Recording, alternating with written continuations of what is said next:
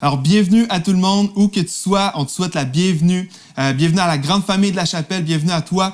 Si tu visionnes les messages pour la première fois, on est tellement content que tu sois là avec nous aujourd'hui. Si tu ne me connais pas, je m'appelle Jean-Philippe, je suis un des pasteurs à la chapelle. On est vraiment content que tu sois là. Et peu importe la raison pour laquelle tu es là, on est content que tu sois là. Si c'est quelqu'un, par exemple, qui t'a invité à venir visionner ce message-là aujourd'hui, on est content que tu sois là. Si tu es là juste parce que c'est une belle fille qui te dit « Hey, va voir mon église, va voir la chapelle », puis que tu es là aujourd'hui, même si c'est pour cette raison-là, on est quand même content que tu sois là avec nous. On vit dans des moments de distanciation sociale, mais nous, on croit que c'est pas synonyme d'isolement. Alors, on croit qu'on peut être ensemble quand même, malgré le confinement que la plupart d'entre nous vivons en ce moment. Alors, on est content que tu sois là avec nous. Et je t'invite tout de suite, si tu as une Bible, je t'invite à la sortir. Si tu n'en as pas, il n'y a aucun problème. Tous les textes vont apparaître sur l'écran. Et le titre de mon message aujourd'hui, c'est « Ça va bien aller ». Alors, je t'invite, si tu es dans ton salon avec ta famille, dis à la personne à côté de toi « Ça va bien aller ». Et si tu es seul, marque dans les commentaires « Ça va bien aller ». Aujourd'hui, on va être dans le livre de la Genèse. Okay? Le message va être tiré de l'histoire d'un homme qui s'appelle Joseph. Alors, je t'invite, si tu as ta Bible, dans le premier livre de la Bible, c'est le tout premier, va dans Genèse. L'histoire de Joseph se trouve dans Genèse 37 à 50. Et on va traverser sa vie aujourd'hui et on va voir ce que sa vie a à nous enseigner dans les temps dans lesquels on vit actuellement. Au tout début, lorsqu'on retrouve Joseph, on retrouve un jeune homme qui est dans une grande famille. On retrouve un jeune homme qui est dans une famille où il est bien, il y a un travail, où il y a un avenir devant lui. Et on retrouve même un jeune homme qui reçoit une vision de Dieu pour sa vie. Il y a un plan qui se dessine devant lui pour sa vie. C'est un homme qui avait une stabilité, une vision et des projets. Mais rapidement, d'un jour à l'autre, sa vie va basculer. La vie de Joseph va basculer. Et on regarde ensemble au Genèse 37, versets 23 et 24. Lorsque Joseph fut arrivé vers ses frères, ils le dépouillèrent de son habit, de l'habit de plusieurs couleurs qu'il portait. Ils s'emparèrent de lui et le jetèrent dans la citerne. Celle-ci était vide, il n'y avait pas d'eau. Voici, Joseph était un peu le chouchou et il avait reçu une vision de Dieu. Et il se vantait de cette vision-là à ses frères. Et ses frères étaient jaloux. Et ses frères ont fait ce qu'on vient de lire. Par leur jalousie, ils ont décidé de jeter leur frère dans une citerne. Et quelques minutes plus tard, regardez bien à quel point la vie de Joseph va basculer. Le verset 28. Au passage des marchands madianites, ils tirèrent et firent remonter Joseph de la citerne. Maintenant, il sort de la citerne dans laquelle il l'avait mis. Et ils le vendirent pour 20 pièces d'argent aux Ismaélites qui l'emmenèrent en Égypte. Les frères de Joseph venaient juste de le vendre à des marchands d'esclaves jusque vers l'Égypte. Alors, du jour au lendemain, tous les repères que Joseph avait viennent de disparaître. Tous les projets qu'il pouvait avoir viennent de tomber à l'eau. Son emploi est perdu, sa famille est perdue. Ses repères ont disparu d'une journée à l'autre. La vie telle que Joseph la connaissait venait de se terminer. Et à partir de cet incident-là, à partir de ce moment-là, la vie de Joseph a été une succession de saisons, d'événements, de saisons et de chapitres de sa vie qu'il n'aurait probablement jamais choisi s'il avait eu le choix. Joseph a été vendu par ses frères, a été après ça vendu comme esclave à un homme qui s'appelle Potiphar en Égypte. Il a été faussement accusé d'abus, il a été faussement jeté en prison et il a même été oublié en prison. La vie de Joseph a vraiment basculé d'une journée à l'autre. Et pour la plupart d'entre nous, on peut s'identifier à cette pensée-là. On peut s'identifier à la pensée que notre vie a basculé d'une journée à l'autre, même si on n'a pas vécu les traumatismes exacts que Joseph a vécu. On a vécu à notre niveau, à notre perspective à nous, un certain traumatisme. Pour la plupart d'entre nous, la vie telle qu'on la connaissait il y a quelques semaines, quelques mois pour certains, a disparu. Pour plusieurs, en ce moment, peut-être que tu écoutes ce message. Et pour toi, les repères qui ont disparu il y a quelques semaines, c'est peut-être les repères que tu avais au niveau de ton emploi.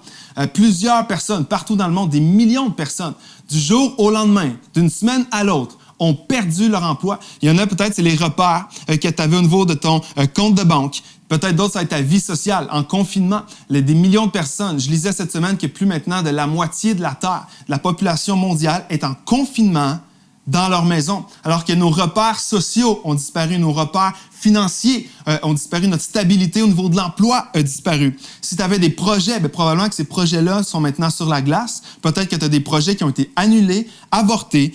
Pour d'autres personnes qui écoutent ce message, peut-être que dans ta famille, tout ce qui était de la stabilité au niveau de la santé, même ces choses-là ont été ébranlées. Même notre santé est ébranlée. Partout dans le monde, des gens tombent malades, des gens décèdent. Notre monde tel qu'on le connaissait a disparu. Un peu comme le monde de Joseph, d'une journée à l'autre, a changé.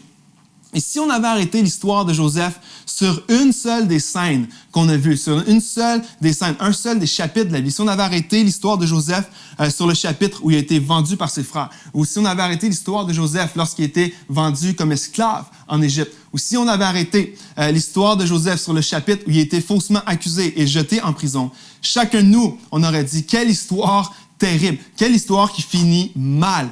Mais s'il y a une chose que l'histoire de Joseph nous enseigne dans la Bible, c'est qu'avec Dieu, ton histoire n'est jamais terminée. Ton histoire n'est pas finie avec Dieu. Et lorsqu'on regarde aux différents chapitres de l'histoire de Joseph, on réalise que Dieu, peu importe le chapitre dans lequel Joseph se trouvait, Dieu n'avait pas fini d'écrire son histoire. J'aimerais dire, c'est la même chose pour ta vie et c'est la même chose pour ma vie. Si tu avais arrêté l'histoire de ma propre vie il y a une dizaine d'années, alors que j'étais loin des choses de Dieu, loin de l'Église, loin de la foi, je ne savais pas du tout quoi faire de ma vie et je passais mon temps à faire des niaiseries avec mes amis. Si tu avais arrêté mon histoire sur ce chapitre-là de ma vie, tu aurais dit, quelle histoire sans but, quelle histoire triste, et il n'y a même pas d'espoir là-dedans. Mais Dieu n'avait pas fini encore d'écrire mon histoire.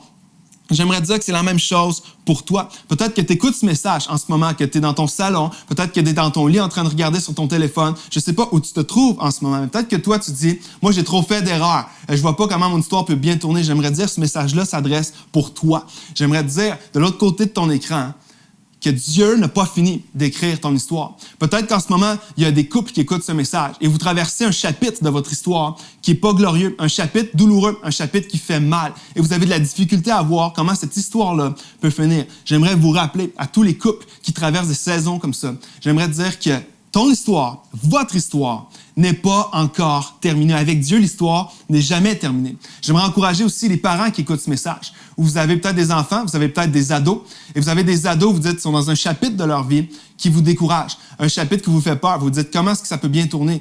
Je n'aurais jamais pensé que mon ado aurait traversé des saisons comme ça. J'aimerais vous dire à tous les parents qui écoutent ce message en ce moment, l'histoire de votre ado n'est pas encore terminée parce qu'avec Dieu, l'histoire n'est jamais terminée. La plupart d'entre nous, on connaît le dicton qui dit « On ne peut pas juger un livre juste avec sa page couverture ». Moi, j'aimerais ça vous suggérer aujourd'hui qu'on ne peut pas juger juste d'une histoire basée sur un seul chapitre. Et c'est ce que l'histoire de Joseph nous enseigne. Ou peu importe la situation, peu importe la saison, peu importe la scène de nos vies dans laquelle on se trouve, Dieu n'a pas fini d'écrire notre histoire. Et de Joseph jusqu'à nous aujourd'hui, on apprend que non seulement avec Dieu, notre histoire n'est pas encore terminée, mais que peu importe la saison dans laquelle je me trouve, peu importe la situation dans laquelle je me trouve aujourd'hui, peu importe la scène de ta vie dans laquelle tu te trouves en ce moment, non seulement ton histoire n'est pas finie, mais Dieu est avec toi dans cette situation-là, dans cette saison-là et dans cette scène-là de ta vie. Le paradoxe, c'est que souvent, on croit que dans les scènes de nos vies où les choses vont moins bien, dans les saisons d'adversité, dans les saisons de blessures, dans les saisons qu'on ne comprend pas, c'est souvent dans ces saisons-là qu'on va se retourner vers Dieu et dire « Seigneur, t'es où? Dieu, t'es où? » Et c'est souvent dans les saisons, comme Joseph lorsqu'il a été vendu par ses frères, oublié en prison, faussement accusé. C'est souvent dans ces saisons-là qu'on va se tourner vers Dieu et dire « Seigneur, t'es où? Est-ce que Dieu m'a oublié? Est-ce que Dieu m'a abandonné? » Eh bien, l'histoire de Joseph nous prouve une chose. Nous prouve en fait que c'est précisément le contraire qui arrive. C'est souvent dans les saisons qu'on ne comprend pas. C'est souvent dans les saisons qu'on aurait aimé éviter. C'est souvent exactement là-dedans, dans ces scènes-là de nos vies, que Dieu veut se révéler à nous. On apprend dans l'histoire de Joseph que Dieu a été avec lui dans tous les chapitres de sa vie. Du moment où Dieu s'est révélé à lui dans le chapitre 37 de Genèse, lorsqu'il va lui donner une vision pour sa vie, Dieu était là. Dieu était là à la fin de l'histoire lorsque cette vision-là s'est accomplie. Mais Dieu était avec Joseph au milieu de toutes ces saisons-là, dans chacune des situations que Joseph a traversées, Dieu était avec lui. Dans les chapitres de succès, mais aussi d'échecs. Dans les saisons de victoire, aussi dans les saisons de déception. À chacune des saisons, Dieu était avec lui. Et j'aimerais dire à quelqu'un qui a besoin de l'entendre aujourd'hui, Dieu ne t'a pas oublié. Dieu ne t'a pas abandonné et Dieu n'est pas absent. Même si tu traverses une saison que tu ne comprends pas, Dieu est avec toi. En fait, c'est souvent dans ces saisons-là que Dieu veut se révéler à nous. Et peut-être que même pour toi en ce moment, tu écoutes un message. Peut-être que ça fait des années que tu n'es pas allé à l'Église, tu n'as pas écouté un seul message. Peut-être que ça fait des années que tu n'as jamais été connecté avec l'Église. Peut-être que même pour toi qui écoutes ce message, c'est la première fois de ta vie que tu es exposé à un message de la Bible.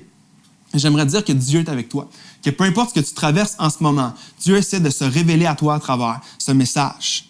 Et dans l'histoire de Joseph, on le voit à plusieurs endroits. Peu importe ce que Joseph a traversé, Dieu est avec lui. Lorsqu'il était esclave chez un homme qui s'appelait Potiphar. Potiphar était un homme puissant en Égypte. Et Joseph a été vendu comme esclave pour servir dans sa maison.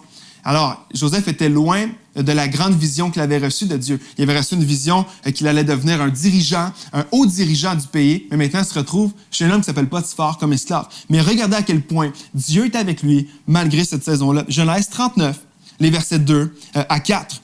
L'Éternel fut avec Joseph et la réussite l'accompagna. Mais là, attendons une seconde. Est-ce que Joseph est maintenant rendu dans l'accomplissement de cette vision-là? Pas du tout. Joseph est encore esclave, mais l'Éternel fut avec Joseph et la réussite l'accompagna. Regardez, continue.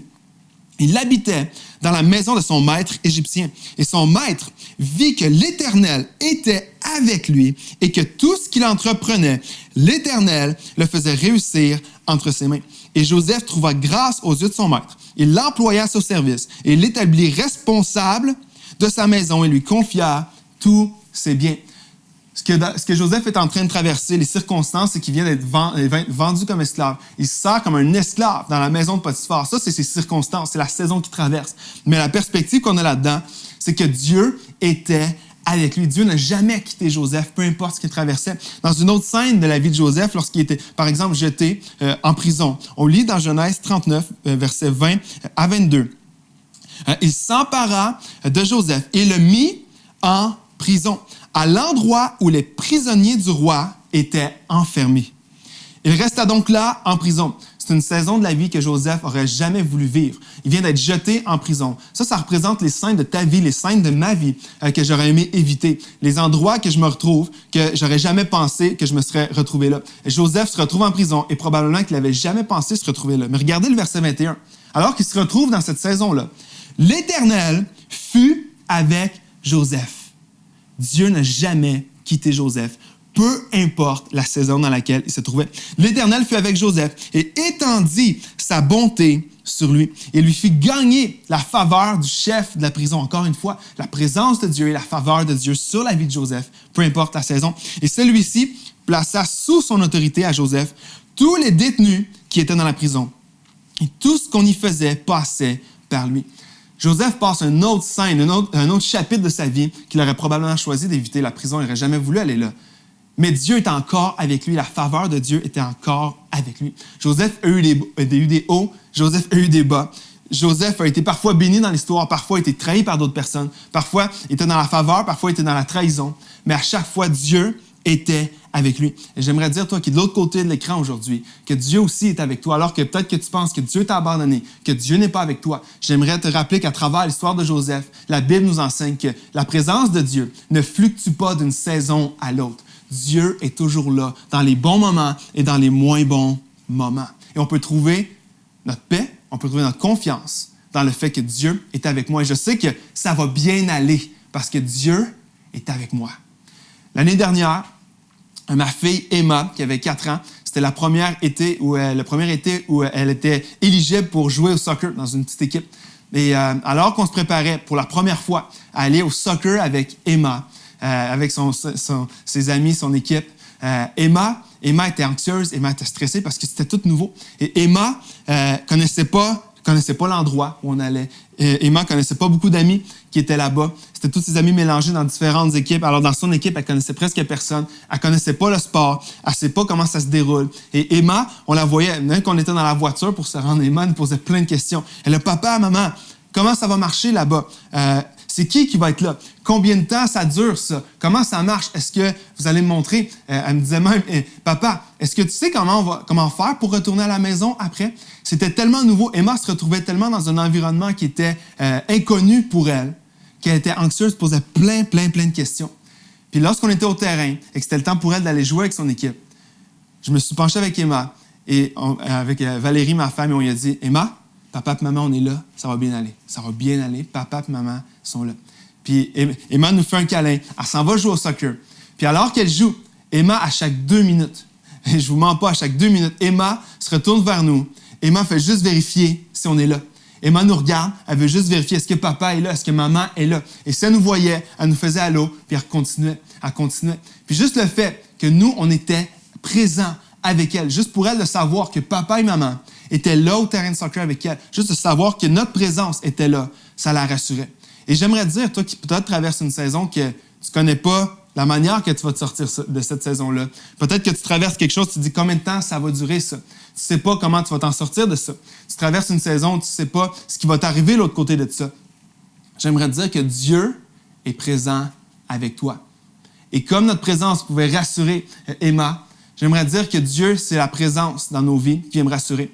En ce moment, on traverse tous des saisons. Une saison avec le COVID-19, on traverse tous quelque chose où on ne sait pas combien de temps ça va durer exactement. On ne sait pas, est-ce que mon emploi va m'attendre de l'autre côté? Est-ce que l'entreprise qui m'employait va être encore en affaires de l'autre côté? Qu'est-ce qui va arriver? Il y a plein de choses qu'on ne sait pas. Mais une chose dans laquelle on peut trouver notre confiance, notre réconfort et être rassuré, c'est le fait que je sais que Dieu est avec moi. Lorsque je me retourne, je vois mon Père, je vois le Seigneur, je vois Dieu qui est là, qui prend soin de moi. Et juste de savoir que lui traverse cette saison-là avec moi, même si moi, je n'ai pas toutes les réponses en ce moment, je sais que lui dirige ma vie et je sais que ça va bien aller parce que Dieu est avec moi. Et je le déclare pour toi aussi, que même si tu ne sais pas toutes les réponses en ce moment, tu peux trouver une confiance, tu peux trouver un repos pour ton âme dans la vérité que Dieu est avec toi dans ce que tu traverses. Et vers la fin de l'histoire, alors que Joseph a vécu une succession d'événements comme ça qu'il aurait choisi d'éviter, Dieu est avec lui à chaque étape, dans chaque saison. Et à la fin de l'histoire, Joseph va se retrouver face à ses frères. Des années plus tard, les mêmes frères qui l'avaient vendu auparavant, Joseph va se retrouver devant eux. Mais maintenant, Joseph va se trouver devant eux, pas comme étant juste leur petit frère, comme à l'époque. Joseph va se retrouver devant eux comme étant le gouverneur d'Égypte. La vision qu'il avait reçue dès le début de son jeune âge, au début de l'histoire, elle venait de s'accomplir. Dieu l'avait délivré, Joseph, du puits, de l'esclavage, de la prison. Et maintenant, Dieu avait accompli sa vision pour la vie de Joseph. Et Joseph se retrouve face à ses frères dans ces circonstances-là. Et Joseph, c'est comme si, à la fin de l'histoire, il regarde derrière. Il regarde derrière, il regarde le chemin parcouru. Il regarde à travers toutes les épreuves à travers lesquelles Dieu l'a amené, il l'a fait traverser. Et il va dire ceci à ses frères. Dans Genèse 50, verset 20, il va dire à ses frères, « Vous aviez projeté de me faire du mal, mais Dieu l'a changé en bien pour accomplir ce qui arrive aujourd'hui, pour sauver la vie à un peuple nombreux. » Joseph regarde ses frères et leur dit, « Vous aviez projeté me faire du mal. Il y a plusieurs années de ça en arrière, alors que ma vie a basculé, alors que ma vie a complètement changé d'une journée à l'autre. Vous m'avez vendu à des marchands d'esclaves. Vous aviez projeté me faire du mal. » Mais Joseph était capable de regarder derrière et regarder et voir la main de Dieu à travers chaque saison qu'il a traversée jusqu'à aujourd'hui. Il est capable de dire à ses frères, « Vous aviez projeté me faire du mal, mais Dieu l'a tourné en bien. Dieu l'a changé en bien pour ce qui arrive aujourd'hui, pour sauver la vie à un peuple nombreux. » C'est littéralement comme si Joseph regarde en arrière et il voit que Dieu était avec moi. Lorsque vous m'avez vendu comme esclave, Dieu était là. Lorsque j'ai été vendu à la maison de Potiphar, Dieu était là encore. Lorsque j'ai été faussement accusé et jeté en prison, Dieu était avec moi encore. Lorsque j'ai été oublié en prison, Dieu était avec moi encore. Et Dieu a accompli sa promesse pour ma vie et a changé toutes ces situations-là en bien pour sa gloire. C'est comme si Dieu a tourné toutes les trahisons, toutes les déceptions, les injustices, les moments difficiles. Dieu a changé tout ça en bien pour sa gloire. Imaginez la conversation que Joseph avait avec ses frères. Comme si Joseph regarde ses frères et il va leur dire, je sais que ça a l'air terrible en surface. Je sais que tout ce que j'ai vécu, là, ça a l'air terrible en surface. Mais alors que vous m'avez vendu, alors que j'étais esclave, alors que j'étais en prison, et pour nous, ça pourrait être alors que j'ai perdu mon emploi, alors que je suis dans l'incertitude, alors que je suis dans l'inquiétude, alors que j'ai traversé une saison que je ne savais pas comment j'allais m'en sortir, alors que j'étais là-dedans. C'est comme si Joseph est en train de dire, je traversais tout ça, mais Dieu est en train de me changer, Dieu est en train de me préparer, et Dieu, dans tout ça, prenait soin de moi. Parce que regardez ce qui arrive aujourd'hui. Dieu a accompli ce qu'il avait promis. Dieu a accompli sa promesse. Regardez, je suis là devant vous. Et j'aimerais rappeler à quelqu'un qui regarde ce message aujourd'hui que peut-être que tu traverses une saison difficile, peut-être que tu as reçu une mauvaise nouvelle, peut-être que tu es dans une situation en ce moment de ta vie que tu n'avais pas prévu. Ça peut être dans ta famille, ça peut être dans ton emploi, dans tes finances, dans ta santé. Peut-être que tu traverses une saison en ce moment que tu n'avais pas prévue. Mais j'aimerais dire que cette promesse-là, la promesse de Dieu, tient encore en 2020. La promesse de Dieu tient encore. L'apôtre Paul, des années plus tard, va reprendre ce que Joseph a dit lorsque Joseph a dit « Vous aviez projeté me faire du mal, mais Dieu l'a changé en bien. » L'apôtre Paul va reprendre cette même promesse-là, mais va mettre d'autres mots là-dessus. Il va la tourner d'une autre façon. Il va dire dans Romains 8, 28, « Nous savons que tout contribue au bien de ceux qui aiment Dieu, de ceux qui sont appelés conformément à son plan. » Paul est en train de dire, on le sait, nous savons, c'est pas une hypothèse, c'est pas quelque chose qu'on se dit, peut-être que c'est comme ça. C'est une possibilité que, non, Paul est en train de dire, nous savons avec toute l'expérience, en voyant le parcours, en voyant tout le chemin parcouru avec Dieu. Notre histoire, c'est pas terminée lorsque le chapitre nous faisait peur, lorsqu'on traversait une vallée, lorsqu'on traversait une saison difficile. Aujourd'hui, on est capable de dire, nous savons que tout contribue au bien de ceux qui aiment Dieu, de ceux qui sont appelés conformément à son plan. Et j'aimerais dire que cette promesse-là est pour toi, cette promesse-là est pour moi, que tout contribue.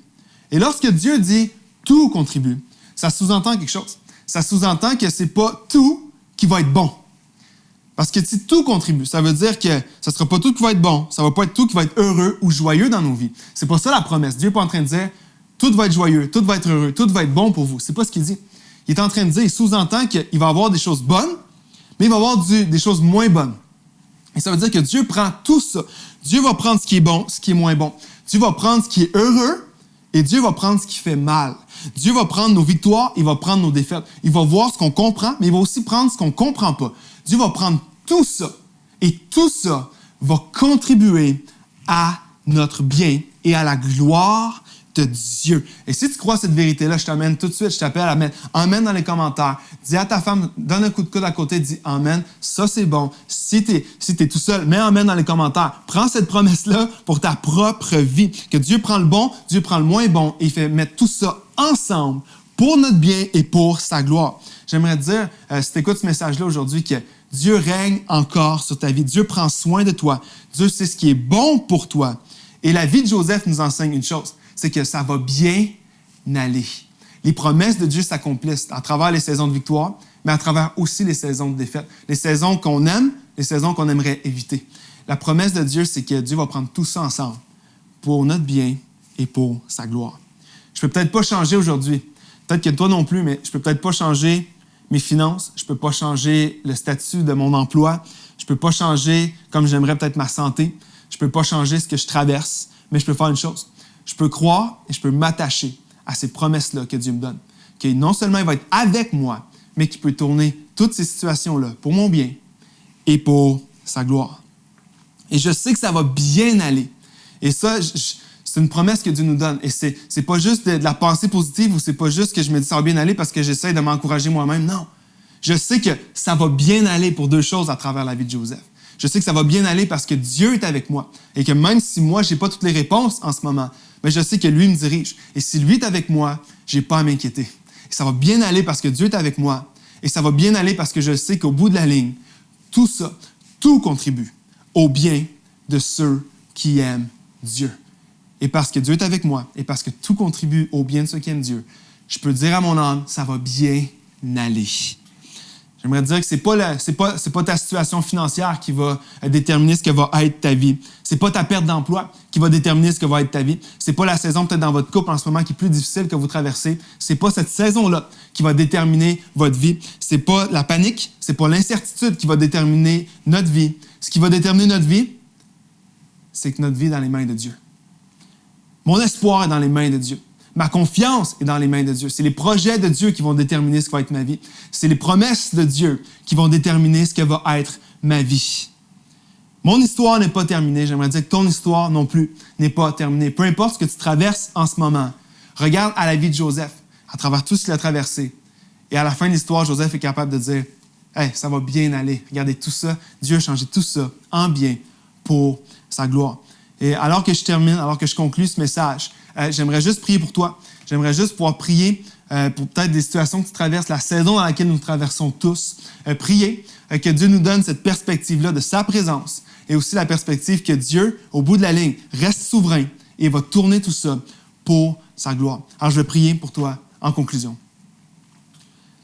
Seigneur, merci parce que les promesses qui sont dans ta parole, c'est pas juste des promesses anciennes que tu as faites à des gens il y a des centaines ou des milliers d'années.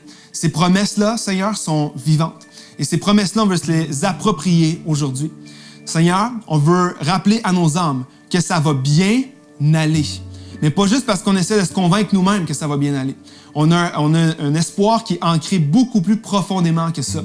Et notre espoir, Seigneur, elle est en toi. Et ça va bien aller, Seigneur, parce que nous croyons que tu es avec nous dans ce que nous traversons en ce moment. Seigneur, je te prie pour chaque personne qui traverse des saisons extrêmement difficiles en ce moment. Seigneur, je te prie que tu te révèles à eux. Je te prie que tu te montres à eux, que tu prouves ta présence dans leur vie en ce moment.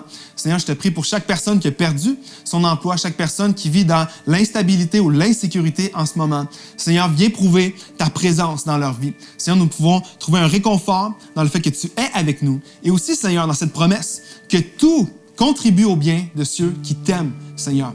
Alors, viens renouveler, si on prie que ton esprit vienne et vienne renouveler nos pensées. Renouvelle notre confiance, renouvelle notre foi, renouvelle notre espoir, Seigneur, sachant que ce qu'on traverse en ce moment, un jour, cette saison va se terminer. Et Seigneur, même si on ne comprend pas tout ce que tu fais en ce moment, on veut croire et on veut prêcher à nos âmes, Seigneur, que tout ça va contribuer à notre bien et pour ta gloire, Seigneur. Alors, je te prie pour chaque personne qui écoute ce message, viens renouveler leur foi, renouvelle leur force.